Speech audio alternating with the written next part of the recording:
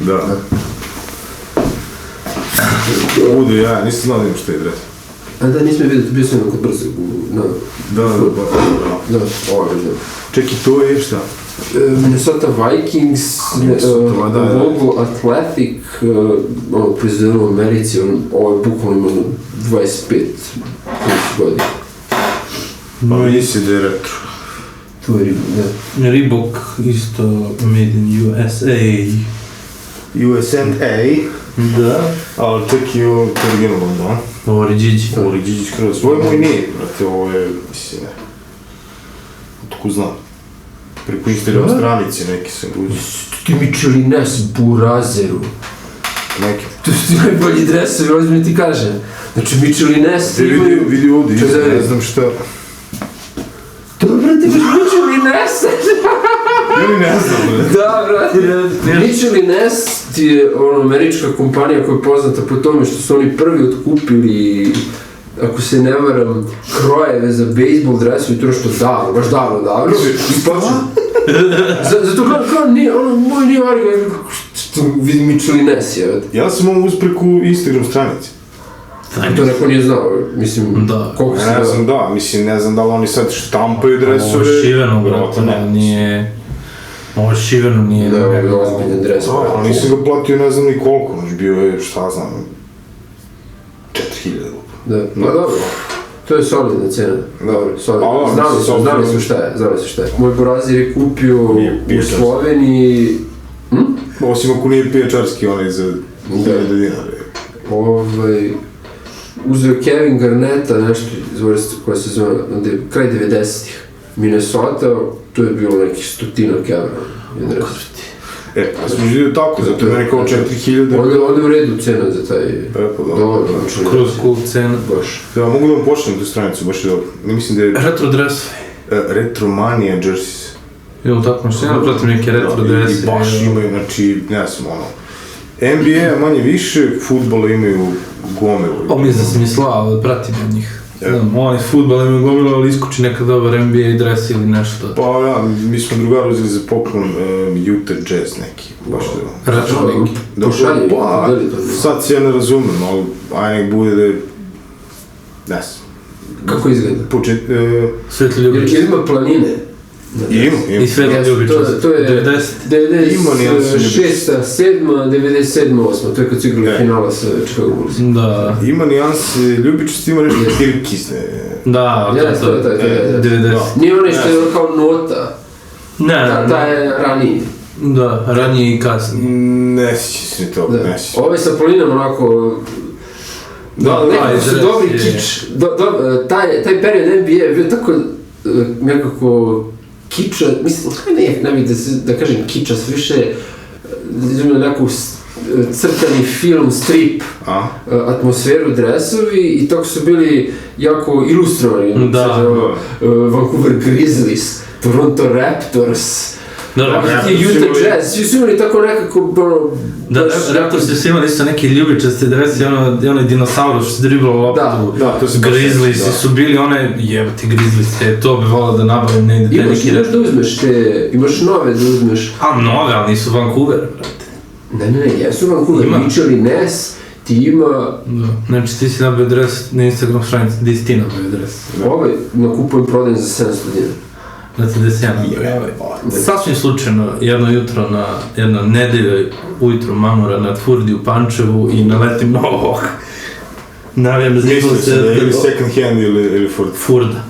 Strava. 500 kinti. Original dres. Zajebo se. To je neko ne znam. To je neko ne znam. Da, prodavala je neka gospođa, baš nije znala šta prodaje, a ja mislim, ako je cena 500 dinara, naravno ću da uzmem, neću da je dam više, ako ne tražim više. To ja radim. Ona baš ne zna šta prodaje, ti baš znaš šta kupuješ. Da, dao bi joj 50 za ovaj dres, majke, ali... A pazi, ne znam koliko ga nosiš u okej stanju. U super je stanju, malo je iskazan i to vidim, treba nošenja, ali... Burazir 20 plus godina dres. 700 kinti je. 700 kinti, da. Ovaj nije znao šta je. Da. Ovaj nije znao šta je. Naprimjer, ono rukave mi izgleda dobro, evo ti gledaj, fuck. Super, i nazad, dobro. Mos. Viš. Da. Baš je. Nice da, Ling Long Tires, brate, oni Kinezi izrenjene na fabrika. Bilo bi dobro, officially licensed, brate.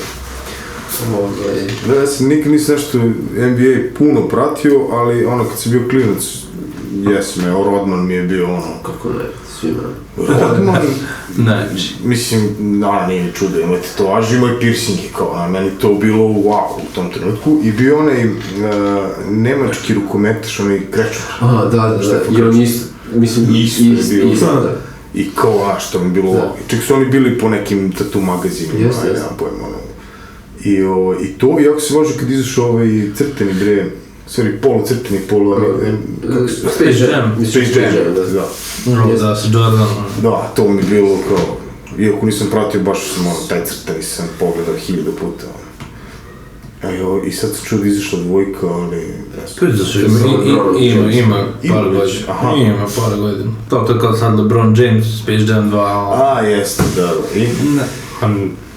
Ne znam, nekako mi, nemam neki vibe da mi privuče da gledam. Nemam vibe, cijel taj lik LeBrona Jamesa, okej, on je full košarkaš, ono, jako dugovečan, ima 40+ godina dalje, igra na najvišem nivou, sve full, vrati, ima i rekorde, ono, koje nikad niko možda neće da obori, ali jednostavno... Nije to, ne daje nikakav vibe. Da, upravo se to što... Znači, sad ja da gledam Space Jam 2 sa njim, pored Space Jama, originalnog, sa Jordanom... A čak isto su neki crtani likovi junaci, sad neki drugi... Isto sve. Ne znam, samo znam da postoji, ne znam šta je nije mi privuklo da gledam. To je kao remake onda je. To remake je neki, da. Pa da, vjerojatno osvežan. Da, osvežan, nije priča ista sigurno. Gledao sam trailer, ono, ne mogu da se setim. Nema potrebe što to raditi kad je ono... Mislim, kada je prvi deo ispadne sasvim super, onda...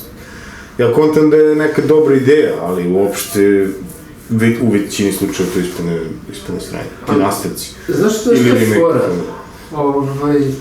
Mislim da igraju na vibe.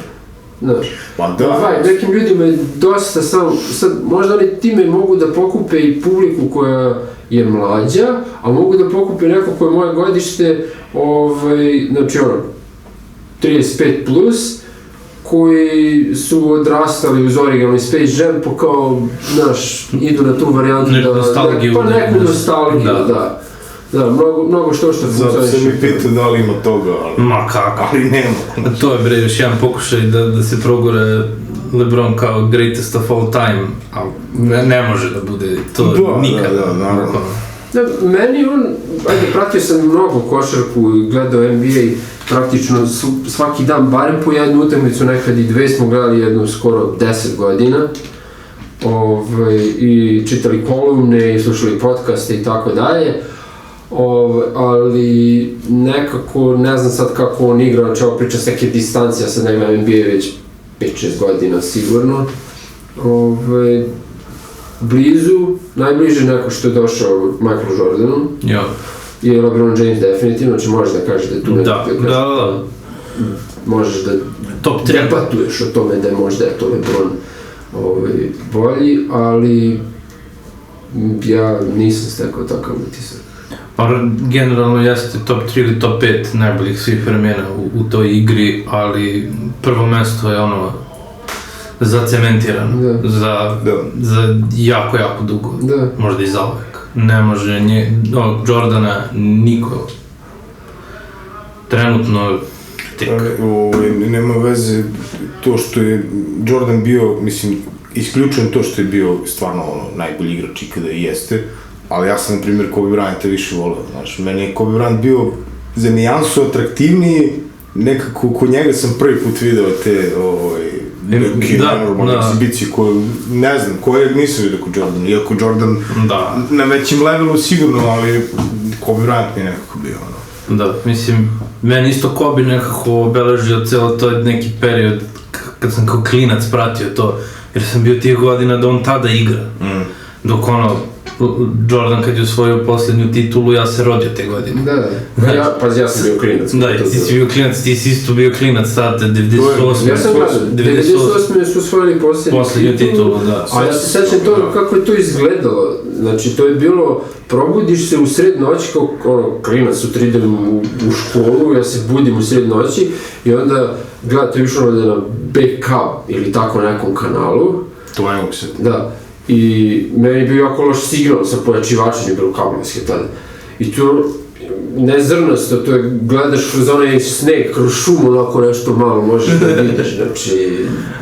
Baš je bilo jako rudimentarno, jedno možeš da vidi, jedno prepoznaš igrača, samo po silueti vidiš onako to je ovo ili ono... Ali dalje gledaš i to... Ali dalje gledaš i da ti bilo dobro. Jeste, bilo dobro. To malo što vidiš i kao wow. Bilo, to što kažeš, to malo što vidim je bilo wow. Ja se sećam tačno, tih godina bile su neke vesti sportske na nekom od tih kanala, nije ni bitno kom, i sećam se da je bilo jedan prilog, rezultati tog dana u NBA, odnosno te noći, i bio je Jason Kidd, još dok igrao za Phoenix, kako on trči kontru i nešto polaže. Ja sam to gledao. U svakom terminu kad su išle te vesti, ja sam gledao te vesti, vidim kako Jason Kidd trči kontru. Tako je... Toliko sam voleo NBA i košarku, toliko sam se ložio na to klinac. Ali uopšte taj koncept sad, znaš, pored ovog svega što ti je dostupno bukvalno na klik na 15 uređaja u isto vreme, tad si morao da, na svakih sat vremena čak da gledam, rade, nešto... Propustiš, iznerviraš se. Da. To ja stalno pričam o tome. Ovo bi mogli se zove nostalgija podcast. Pa ne, tako smo krenuli. Skoro da imamo 50 godina. Da, veze. Onomad. Tokom rata. Da si bio 91. Ja se toga sećam. Ti sećaš i da, pa dobro. Da, ja sam... Koliko si imaš? 6 godina? Ja sam imaš 6 godina. Sećam se kad su u Čaleta odveli na ratište.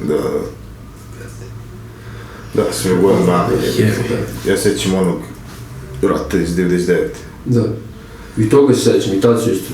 I pre toga, kad god su bile neke vojne vežbe, kad god je se nešto mutilo, znači, to pred bombardiranjem je bilo nešto u jesen 98. je bilo opet ta neka mobilizacija ili šta već. Znam da mi je tad, da su Čaleta odveli. Dolazila je Murija po njega, razumiješ, tako su išla policija po te rezerviste, znaš. Tako da, tog se sećam, to mi je baš bilo i potpuno odvratno. Kad sam bio klinac, nije mi bilo jasno što se tu dešava, ne to 99, tu sam već imao 13 godina, skoro 14 kad sam završao bombardovanje, ali pre toga kad sam bio baš mali, 91. Ujak isto tako, nisam znao za ujaka par meseci, nikakve vesti, ništa, zamisli to, ništa, gledate, ništa.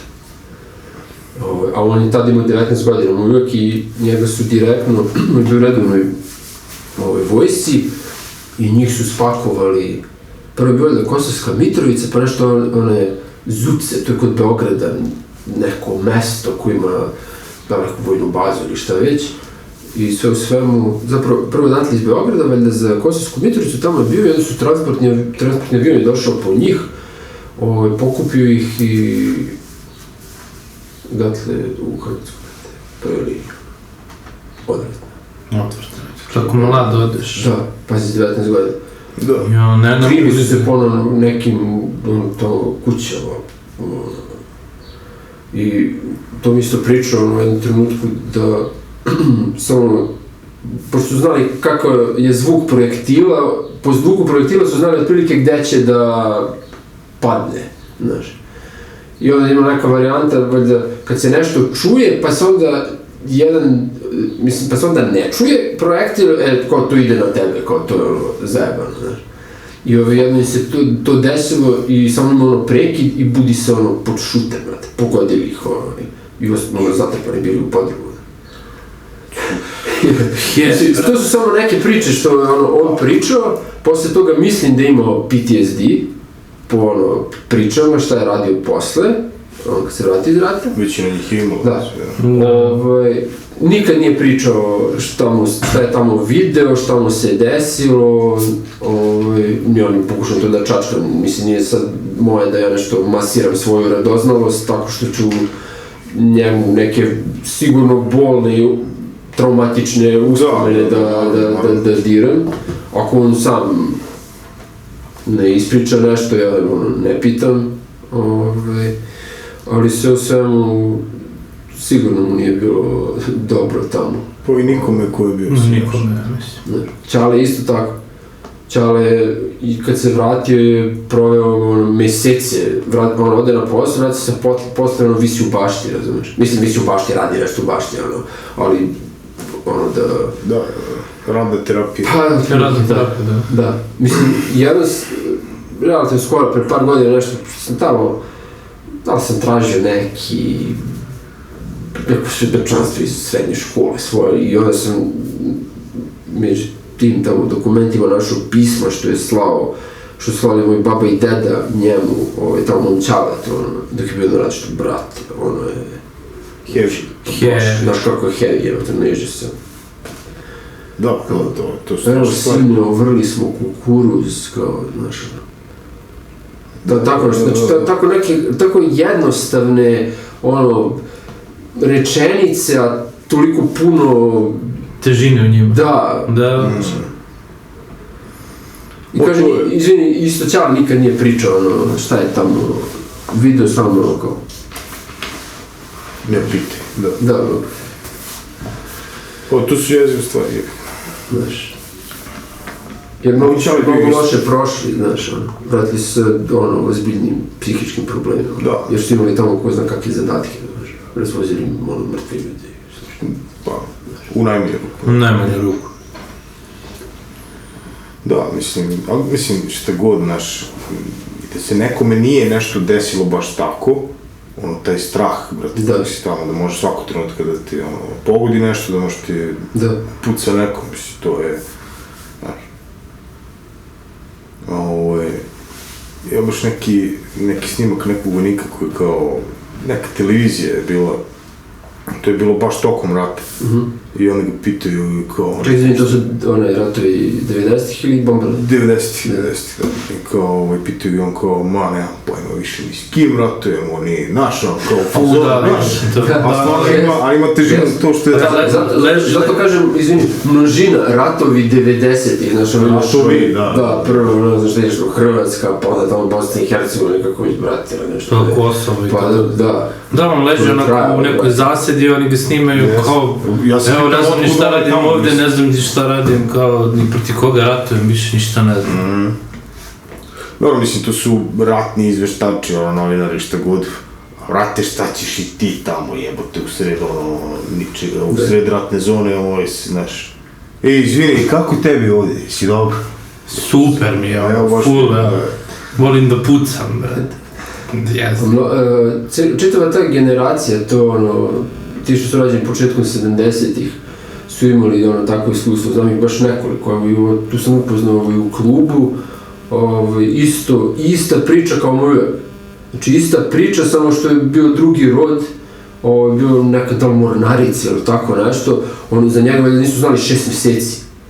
Živjeli u nekoj kasarni gdje su im isekli bukvalno sve, čitavu infrastrukturu, struja, voda, sve ništa nije bilo, razumiješ? Znači sumano te stvari. Da. Ti što su rođeni kraj 60-ih, početak 70-ih, dobro, moj Ćale je i stariji od toga. I isto to godište, mog Ćaleta, isto gomila njih je iste priče, imalo. Njih su pakovali tamo i to je to. I u vojsci su bili nešto po, ne znam koliko je bilo, godinu dana ili? Pa bilo je 15 meseci čini mi. Mislim tako nešto, da. Bilo je duže. Minimum godinu dana je bilo kad je moj ujak išao, to godište što su rođeni ranih 70-ih. Ćale možda i tako, dete išao na 2 godine, mornarica 3 godine. Da, to znam, da, jeste. I za te 2 godine je bio 2 put kući ili tako nešto. Ako i toliko. Majko me. Jel tebe uhvatilo to da ideš u vojsku? Ne, ja sam bio ta generacija, u stvari ne, ja sam bio 2 godine mlađi od posljednje generacije koja je kačila vojska. Znači tebe nije obavezno. Nije, ni mene. Pre par godina su mu pozvali nešto za, ne znam, za bojnu vežbu ili tako nešto. Ali sam imao regrutaciju. Ja, recimo, možda sam čak posljednja generacija ili možda generacija posle mene, da su oni i dalje imali regrutaciju. Mi smo imali regrutaciju posle srednje škole, i to je bilo ovako deljenje ko šta će da... koji rod će da dobije u vojsci. Ali sve full, to je trajalo ceo dan, mislim, praktično ceo dan ide. Jedeš tamo tu vojničku hranu, testiranje, skidanje gaća, razumiješ, te gleda doktor, sve je full, vadi se krv. Ja znam neki koji su bili šaljivi na tim testovima, taj psihološki test koji bio onako bilo tu da rešavaš, da odgovaraš zapravo na pitanja, da su posle, mislim, nije bilo dobro da se zajebavaš sa odgovorima tamo. Da. Jer sad će se jedno pitanje bilo da li te đavo tera na nešto. Na mnogo stvari, prijatelju. Mene bi zatvorili samo, ne bi mi ni rekao to. Što je stvarno bilo to pitanje? Da, tako nešto je bilo, da, ako se dobro sećam. Mi smo imali u srednjoj školi, došli su tipa 4. godina, i kao, obilazili sve razredi, kao, mi smo iz vojske, tamo, neka žena je bila, kao, dobrovoljno, kao da se prijavite u registar, tamo, niko nije da se prijavi. Vojska, da, idem u grad u subotu, koja je vojska. Da. Za koga ja da ginem za... Da, nema me zajebavaš, bre. Bo naravno, ja sam isto tako zelo. Takođe. Meni je, ajde da kažeš, vojska po meni bi bila nešto smisleno ako bi tamo nešto naučio. Ili ako bi bilo organizovano tako da ti neki polusvet se ne dere na tebe samo zato što ima viši čin od tebe. Znaš, tako neke stvari.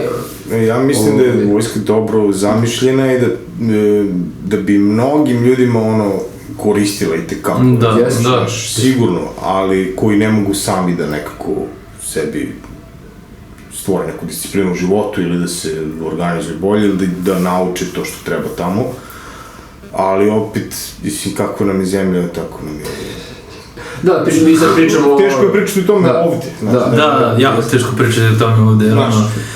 Čim pomislim na vojsku u Srbiji, razmišljam za koga si ti vojnik u Srbiji. Za državu ili za vlast? Za vlast. Za državu nisi. Da, to. To, vojska je privatizovana.